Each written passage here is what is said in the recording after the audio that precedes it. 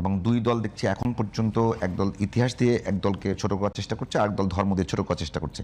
এই দুইটা নিয়ে বলবেন, সাথে যদি আপনি বলেন যে যদি আপনার কথা অনুযায়ী সব ঠিক থাকে, যে না জয়যুক্ত হয়, সেটা ইম্প্যাক্টটা কি পড়তে পারে? কোনো ইম্প্যাক্ট পাবে না। অনেকে না জয়যুক্ত হলে এক নতুন গভর্নমেন্ট আসবে, সেই গভর্নমেন্ট দেশ চালাবে একই ধারায় চলবে, এবং সে তাদের মতো করে চালাবে, নতুন একটা দল আসবে, তারা এসে সংসদ গঠন করবে, সংসদ নেতা হবেন একজন। তত্ত্বাবধায়ক সরকার ব্যবস্থা কি হবে? কি তত্ত্বাবধায়ক সরকার ব্যবস্থা? তত্ত্বাবধায়ক সরকার একটিভাবে তো আছে, এটা একটিভাবে মধ্যে আছে না, তত্ত্বাবধায়ক সরকার ব্যবস্থা আছে তো। যদি বিএনপি আসে, বিএনপি তত্ত্বাবধায়ক সরকার ব্যবস্থা কায়েম করবে।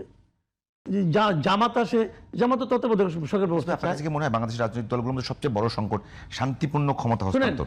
সেই জায়গাটাতে কি আসছে সবাই? আমি একটা কথা বলি, মানসিকতা তৈরি হয়েছে। জুলাই সনদ আছে না, এই জুলাই সনদে যা যা কথা আছে এগুলি কি আর কোথাও নাই? এটা কি জুলাই সনদে আপনাকে কায়েম করতে হবে? জুলাই সনদে সবকিছু কি ভালো? সবকিছু কি ভালো?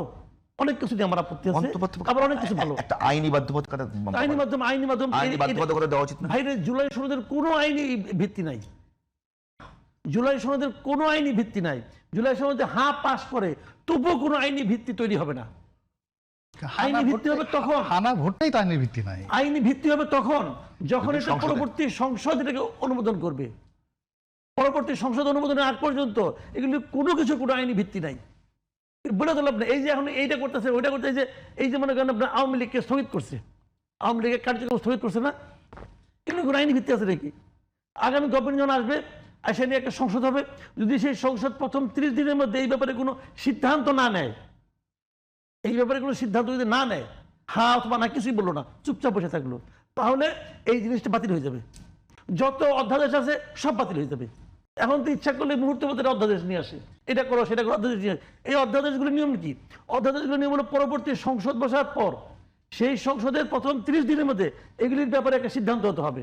যেগুলি পাস করবে, জুলাই অভ্যুত্থানকারীদের দায় মুক্তি দিয়ে যে অধ্যাদেশ দেওয়া হলো, সেটা একই অবস্থা হবে, সেটা বাতিল। নতুন সংসদ যদি এটাকে গ্রহণ না করে, বাতিল। সিম্পল ভাই, এগুলি নিয়ে এত গবেষণা কিছু না, এটা তো রকেট সায়েন্স না।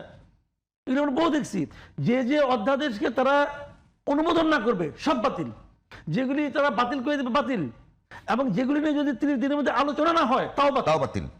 তাহলে কি তাহলে এইটাই মানে বেল আছে নাকি রে ভাই? মাসুদ ভাই, এইটাই বলি, তাহলে এইটাই কেউ যে জুলাই, আমি বলি দায় মুক্তি কি আগামী নির্বাচনের প্রধান ইস্যু হবে? না, কোনো ইস্যু না। ওগুলি যারা দিয়েছে তাদের মনের শান্তি। তাহলে আমি আপনাকে যেটা বলছি যে একেবারে যদি আপনি বলেন যে জুলাই অভ্যুত্থানে যারা অভ্যুত্থানকারী ছিলেন তাদের সিকিউরিটি নিশ্চিত করার জন্য সবাই ঐক্যমত্য পোষণ জুলাই অভ্যুত্থানটা কে করছে বলেন তো আপনি আমাকে?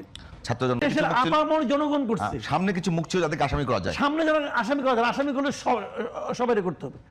তাদের অন্যান্য কর্মকাণ্ডের জন্য করবেন, তাদের অনেক কর্মকাণ্ড আছে ওইগুলোর জন্য করবেন। আপনি তো সুনির্দিষ্টভাবে করবেন। শেখ হাসিনাকে ক্ষমতা থেকে নামাইছে, এই অপরাধে কারো ফাঁসি হবে না। এই অপরাধে ফাঁসি হবে কেন?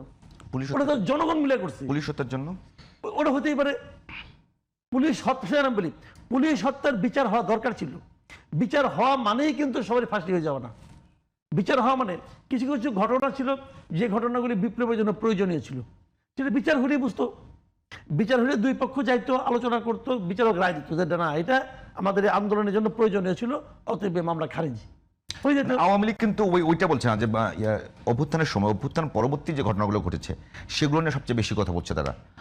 আওয়ামী লীগ কি বলছেন আপনি? আওয়ামী লীগের ব্যাপার, এটা আমার ব্যাপার না। অনেকে বলছে যে জুলাই অভ্যুত্থান এবং যদি না জয়যুক্ত হয়ে যায় আওয়ামী লীগের দেশে ফিরে আসা এবং আওয়ামী লীগের রাজনীতিতে প্রতিষ্ঠিত হওয়ার সুযোগ এগুলোর সঙ্গে এগুলো কোনো সম্পর্ক নাই। জয়যুক্ত হলেও আওয়ামী লীগের দেশে আসবে, ফেরত আসবে। আসবে না কেন? কেন আসবে না? কারণ আওয়ামী লীগের কি গভর্নমেন্ট নিষেধ, কোনো আইনগতভাবে আওয়ামী লীগকে নিষিদ্ধ করা হয়েছে? একটা নির্বাহী আদেশে স্থগিত করা হয়েছে রাজনৈতিক কার্যক্রম। আওয়ামী লীগের যদি রাজনৈতিক দল থাকে, একটা অফিস থাকে, আওয়ামী লীগের যে এলাকায় যে সভাপতি আছে সেই সভাপতিকে নিষিদ্ধ করা হয়নি তো, অফিসটাকেও নিষিদ্ধ করা হয় নাই। বলছে তুমি ওখানে যে মিটিং করতে পারবে না, তুমি যে একটা মিছিল করতে পারবে না। রাজনৈতিক কার্যক্রম স্থগিত করছে, তাও নিষিদ্ধ করে স্থগিত করছে। তাহলে ভোটের সঙ্গে না ভোটের সঙ্গে আওয়ামী লীগের ফেরা না ফেরা কি সম্পর্ক? আওয়ামী লীগের ফেরা না ফেরার সঙ্গে সম্পর্ক হলো যে মামলাটা হয়েছে সেই আইসিটি, সেই মামলার উপর ডিপেন্ড করবে আওয়ামী লীগের ফেরা না ফেরা। এর সঙ্গে না কি সম্পর্ক? আজকে মানুষে ভয় দেখায়, ফালতু।